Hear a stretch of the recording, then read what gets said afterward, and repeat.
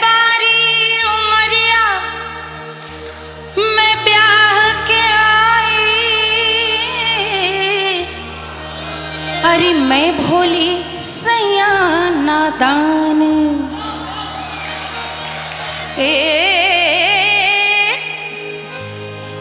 ऐसी विपत पड़ी गुइया कछु ना समझे अजान। हो ए सैया मिले लड़कैया मैं का करूं, सैया मिले लड़कैया मैं का करूं, सैया मिले लड़कैया मैं का करूं, सैया मिले लड़कैया मैं का करूं, सैया मिले लड़कैया मैं का करूं, सैया मिले लड़कैया मैं का करूं, हाँ सैया मिले लड़कैया मैं का करूं, सैया मिले लड़कैया मैं का करूं।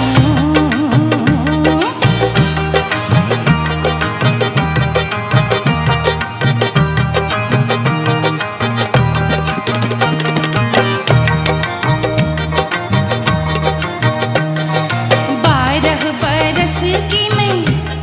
अरे ब्याह के आई,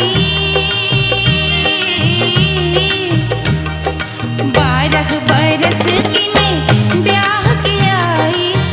12 बरस की मैं ब्याह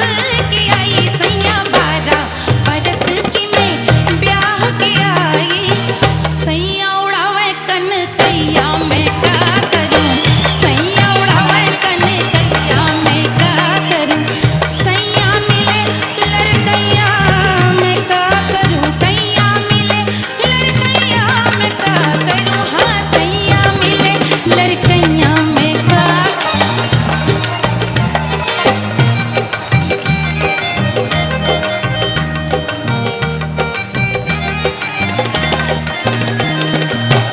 ओ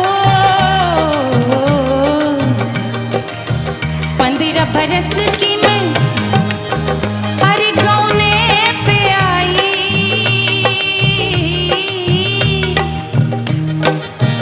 15 बरस की मैं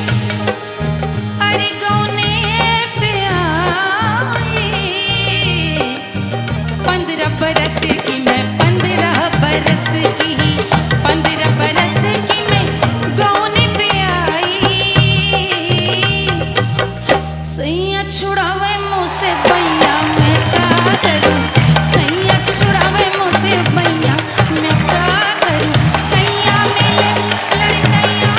मैं का करूं, हाँ सैया मिले लड़कैया मैं का करूं,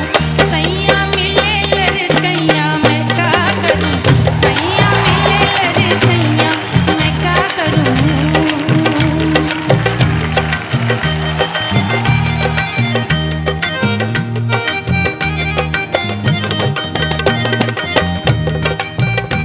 ब्याह हो गया और ब्याह के बाद गौना भी हो गया, लेकिन लोकगीतों की एक खासियत है, लोकगीत वही कहते हैं जो आम आदमी सोचता है, जो भोले आदमी सोचते हैं। अरे 16 बरस मोरी बारी उमरिया,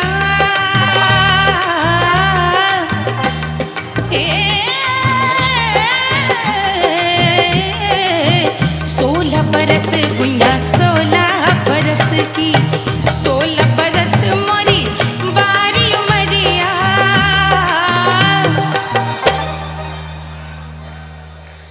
अरे सैया पुकारे मैया मैया